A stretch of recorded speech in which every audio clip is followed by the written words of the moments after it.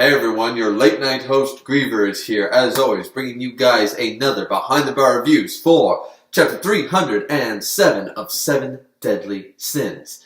Now, as I said, late night host, because this chapter, of course, it didn't drop Monday morning, Monday afternoon, or even Monday evening. No, I was in bed. I was in bed when this chapter dropped, of course, my time zone being the furthest east you can get in North America. And, I mean, there's a snowstorm outside, so if the power goes out, I won't be able to upload this. So the late night host thing might not even make sense. But I'm hoping to get this review done, get it edited and out there, and then back to bed. So if the editing's a little choppy, if I rush through this, I'm sorry guys, I just want to get this out there and stuff. I've got work tomorrow. So that being said, let's just get into this chapter, because as a standalone chapter, I think we can all confirm from this that Epilogue won the title was not an April Fool's Day joke. I know we were hoping that thread of hope was there, but it's not. This is a rushed shonen ending, as I've proven in a couple other reviews that this has been happening for a long time. Shonen doesn't end well for the most part, and especially longer running shonen. The longer it runs, the more chances it has a worse ending. And case in point right here. Now this series to me has been declining before the chapter 300, where I started to have a bitter taste in my mouth for it. But right here, this chapter as a standalone, forgetting the rushness of the ending and forgetting all the crap with the Demon King and the Sinner and blah blah blah blah blah and Merlin hacks and everything that's been going on, as a chapter so far, this is not a bad start to an ending. This is not a bad chapter 1 of an epilogue mini arc, right? Because at the beginning, we have a good speech, a couple of pages of a good speech from Bartra. Remember Bartra, King Leonis? See, this is the opportunity where we get to see some characters that I really enjoyed. I really liked a lot of the human characters in Taizai, way back when at the beginning. This is a problem that a lot of them got pushed to the side. Nakaba had opportunities to bring them into the fold and make them worthwhile, but he failed at every crossroad, every chance he got to make them stand on equal footing or be a powerhouse or be involved. They basically got pushed to the side to do other tasks just to make the enemies look strong. But here, after the demons left and stuff, we get Bartra giving a speech about war, about loss, and about moving forward. And it's a good speech. It's not a bad speech for the king. And I liked it. And Slater and the last member of Don's Simon are standing there, and I kind of thought Simon was dead, but I guess not. They're basically there kneeling in front of their king going like, oh yeah, your majesty, we will help you, we will restore the kingdom to its former glory, and all that such.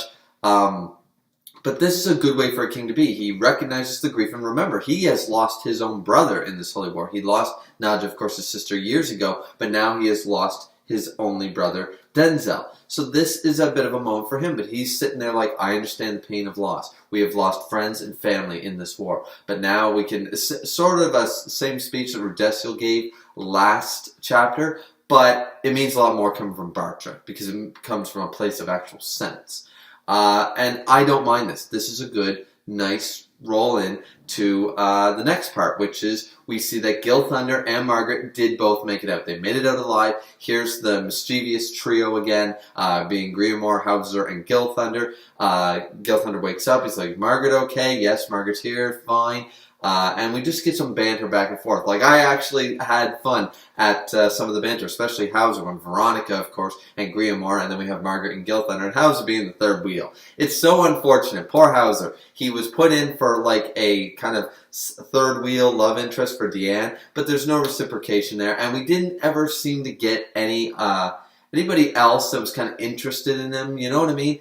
I felt kind of bad for the guy. I really did, because like, Meliodas gets, of course, the goddess princess, gets the third daughter. And then the ultimate knight, the captain of all the knights, Gil Thunder, the main knight, the son of Zarathustra and everything, he gets, well, Margaret, the first daughter. And then the son of Dreyfuss gets the second daughter. So who's left for Hauser? It just feels a little... And this is just shown here, and I really like this. This is just some fun banter stuff. And this is the kind of stuff we needed in between arcs, some levity, some fun. Because remember, one of the best parts about Taizai was the fact that they were literally in a traveling boar hat tavern. The Boar's Hat Tavern. A bar and a tavern. Like, we're supposed to have antics and fun, right?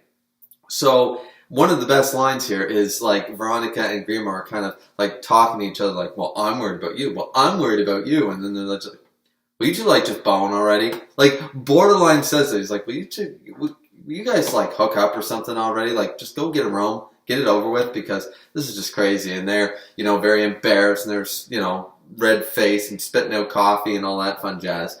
And then Hauser just turns over like, Gil agrees with me, right, Gil? And then Margaret and Gil are having a very romantic and very chivalrous, like, my lady moment, right? And Hauser's like, oh, for God's sakes, come on, So we got one embarrassed couple that refuses to bone, and we got another one that is full of, like, literally oozing flowers and heart-shaped things from their bodies. So that was fun. That was amusing. That was lighthearted. So first we start off with Bartra having a good speech. Then we start off with confirming that Gil Thunder and Margaret are alive, and we get some comedy back into the. And I like all these characters, so this is good. And I'm happy that Gil Thunder and Margaret can finally seem to have their happy ending by the looks of this.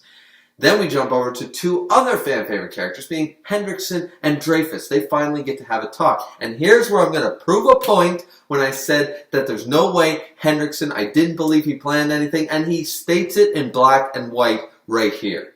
So I'm just saying, I forget what chapter it was, but I called out that crap, and on the Boar's Hat podcast, I was shot down a little bit. Still a great bunch of guys, don't get me wrong, but I was shot down when I said that, like, no, I don't buy this, there's no indication, that kind of stuff. And some of the guys are just kind of like, yeah, well, I still think that it makes sense sort of idea. When Hendrickson said, he had this thing all along, and he wasn't actually under the influence of Rodesial, and he always had doubts and stuff. And I was like, you didn't plan this, this is crap. And he states it right here. In black and white, Hendrickson says, I didn't exactly plan this. I seized an opportunity. I mean, I wasn't really under the spell, but I did believe it. You know what I mean? But he says, I didn't plan to deceive him. So, this was not a plan. He just had something in the back of his mind. That was it. And I agreed to that. I just want to take that small little victory for anybody who cares. Clearly I do. So we have that, and we have a really good conversation between Dreyfuss and Hendrickson, where they're just saying, like, I'm glad we're finally able to reunite and be able to talk like this again. And Dreyfuss even says, well, these people are gone, like Zaratros is gone, and Anna, I guess that's his wife or someone like that, is also gone. Griever's getting older. I mean, he was a baby again, but now he's, and Frodrin is also gone. So he's talking about how the people he loves basically are slowly leaving him. Like, it's bittersweet because, like, his brother and his wife are gone. And his son is getting full grown to that point of kind of leaving the nest, moving on, start his own family soon, stand on his own two legs. And Frodrin, for all his faults, and Dreyfuss even says there was a part of him that still can't totally hate him. And I can understand that, because for 10 years, it's the same way how Frodrin wasn't able to harm Griever. He was not actually able to harm him, because remember, he pretended to be his father for over a decade. Like, that's a long, long time. So this is something that was good character for him, and I like that they bring that up. I like that nobody's mentioned the fact that he can go full size, but at least this is really cool. I really like this. And then so he says basically like, yeah, I know I couldn't bring myself to hurt him, but now basically, but you're still here, and we can basically still be like reunite as friends. We can be together, and I'll be here to vent to you. So keep an ear open. And they have their banter back and forth. Like, well, I'm not gonna do that. This is just really nice. These are some really nice moments for characters that have been pushed to the side for far too long. For honestly, not the best arc, with not the best battles. Good moments in the battles, but overall, not the greatest battles. You know what I mean?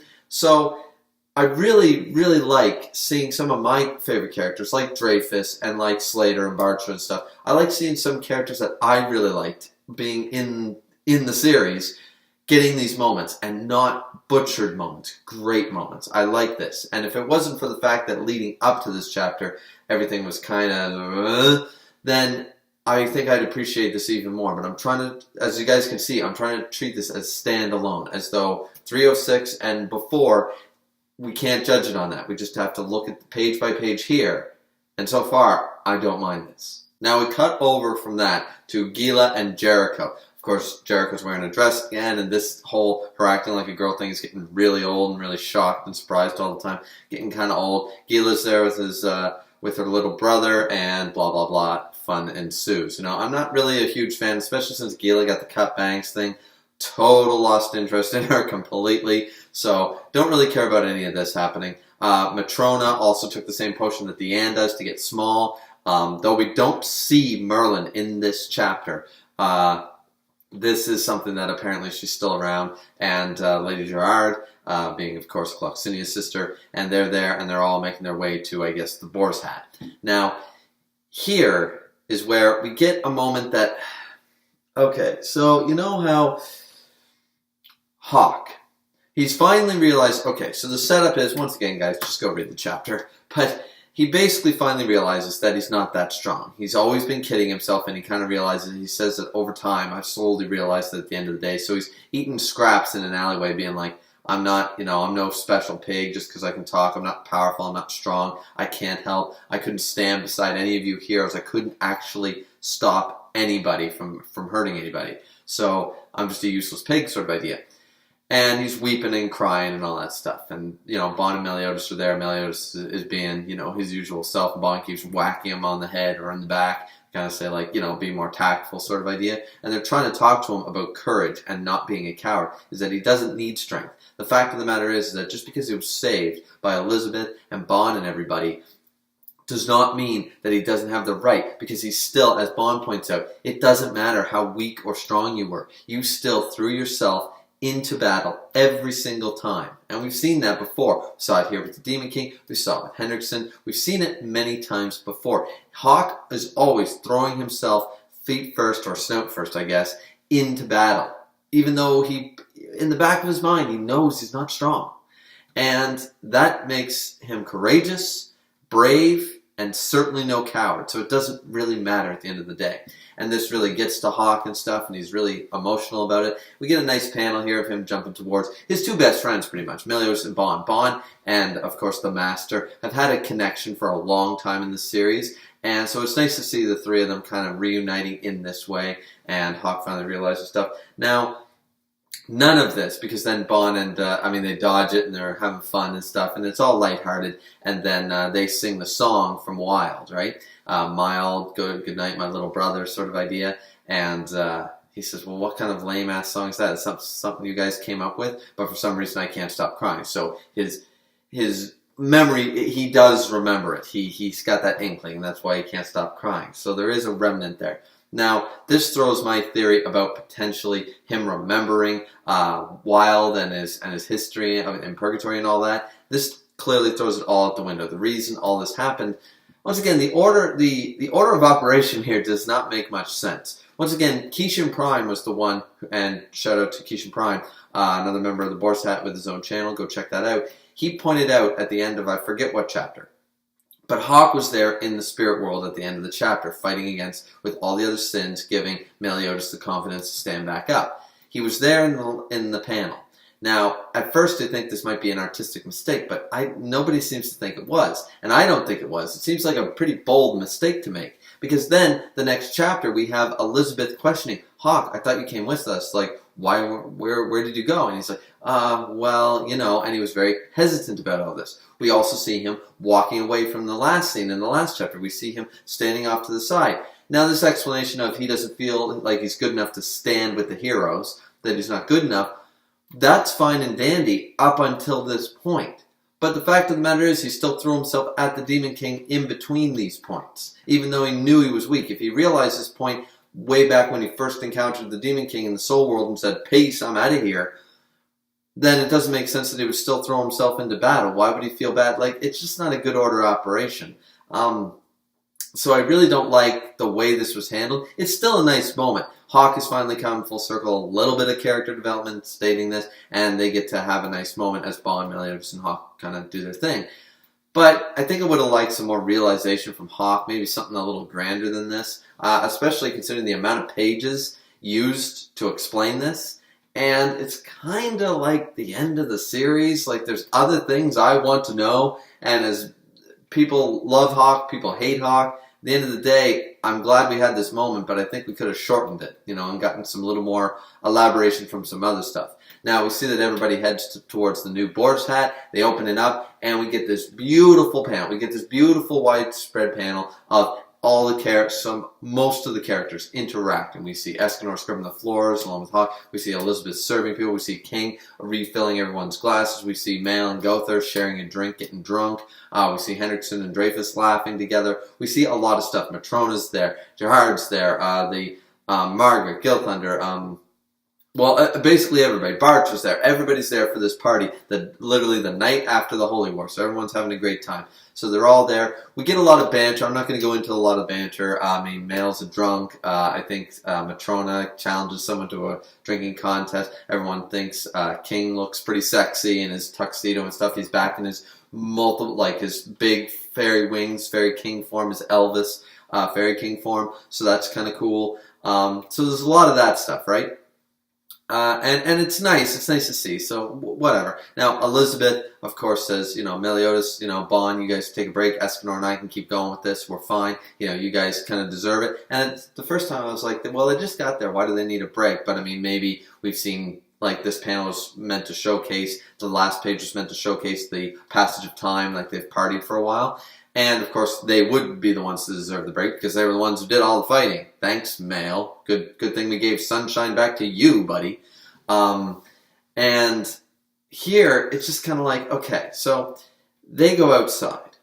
And we see that they're kind of having a moment, right? They're looking up at the sky and they're going, and the first time, so here's an indication, at least 1,000 years. They were in purgatory for at least 1,000 years. So now we finally have a bit of a timestamp we can go by, assuming the translation is correct. They haven't seen a starry night in over 1,000 years since purgatory. So, okay, now we have a passage of time. And it's like, it's pretty nice, isn't it? Bond's like, meh, it's alright. Sort of idea. Certainly not bad, right? And so they're talking about, well, we're going to run out of booze and all this stuff. And he goes, yeah.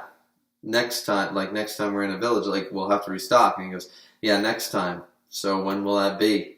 And they have this, moment. So now we know the significant glance. Of course, Merlin's not here because Merlin's clearly working on something. Whether it's all about Arthur or whether it's about trying to make her big sis finally have a happy ending with Meliodas or something. We don't know. But see, it's supposed to be a nice moment. Once again, this whole chapter overall was a good chapter. I would almost go a great chapter because it is showcasing a lot of the levity after a war. It's showcasing all the characters that survive, having a good time, getting drunk, and all these interactions and the fun that it's kind of like how a lot of people don't mind One Piece filler because we get a lot more interaction on the ship between the Straw Hats. In the manga, it's more fast-paced, and the Straw Hats have been separated for literal years. They haven't all been together in a room having a good time in a very long time. It's been years. So when the filler for the anime comes out and we see them interacting on the Thousand Sunny and having a good time and being pirates and being merry and joyful, the thing that inspired Luffy in the first place, seeing the red-haired pirates sing and dance in Makino's bar. That is some of our favorite moments. A lot of people's fans of One Piece love that. And here in Taizai, it's the same idea. I want to see the Sins and all the other characters of the Holy Knights and stuff all interact and joyful and have a good time and stuff. You know what I mean? So I really like all this.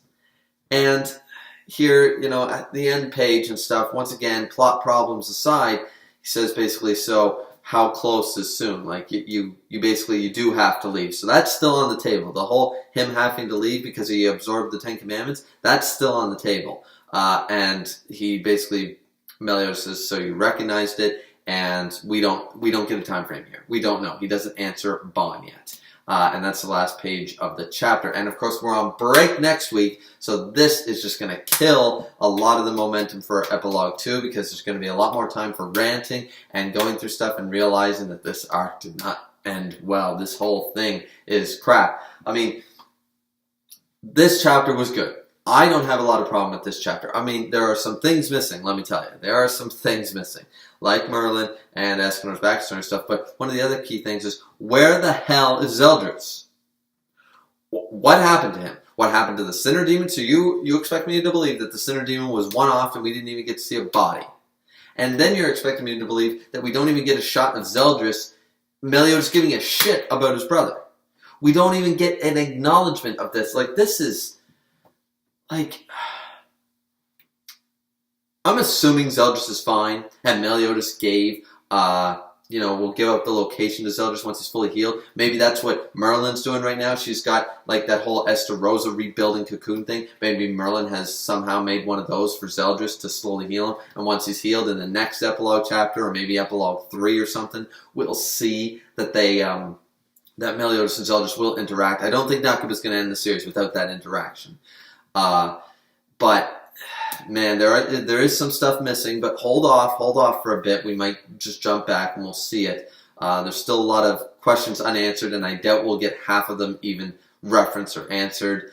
And Nakuba clearly is wasting time with his Q&A in the panels, because he picked a question about, does King like his hair? Oh, that's one of the things I needed to know. That's one of the 50 questions that I really needed to know about the series that will not be answered. Like, so he's literally wasting time here, and I'm just... So, what did you guys think of this chapter? And what do you think it means? So Meliodas still cannot... He's got to leave. Is it because there always must be a Demon King? Is it one of those, like, laws of nature? Pirates of the Caribbean, the Dutchmen must have a captain. It's just something, just a law. It's not something that anybody controls, even the gods. It's just a part of the cycle in this world. So there always must be a Demon King. There always must be a throne, someone sitting in the throne. And maybe the earth isn't suited. He has to, like, he was locked in purgatory. So, I don't know. I hope Nakuba explains why. I mean, I think that Merlin's going to pull another Deus Ex and make it so Meliodas does not have to leave and they can all be happy ever after. I believe that. It seems like that's where it's going. That's why we don't see Merlin in this chapter. She's working on something. But, like, why couldn't she just stop Meliodas' time like she did her own? I mean, cast it once. I mean, it'll take a lot of energy. Cast it once and you're probably good. Just saying. But either way, I'm very curious to find out why. I hope Nakuba answers this. But once again, 508 ain't coming out for another week. So we got that week break. This sucks. Once again, like, comment, subscribe. This has been Griever. I've been ranting on long enough and jumping around here now. Sorry guys, I'm pretty tired. Once again, be sure to check out Keishan Prime, as I mentioned before. Be sure to catch Sundown Riders review when he gets to it. Grim Reaper, of course. Naya. All the guys from the Boar's Hat, Fang Streitzer and co. The whole bit. Check out the Boar's Hat podcast, which I'm sure will come out sometime this week once we get to it. And yeah, so once again, like, comment, and subscribe to my shit. Always really appreciate it, guys. As you can tell, drink responsibly. I'm going to try to edit this before the power goes out, render it and get it on YouTube, and then go the hell to bed. So we'll catch you guys next time. Drink responsibly. See ya.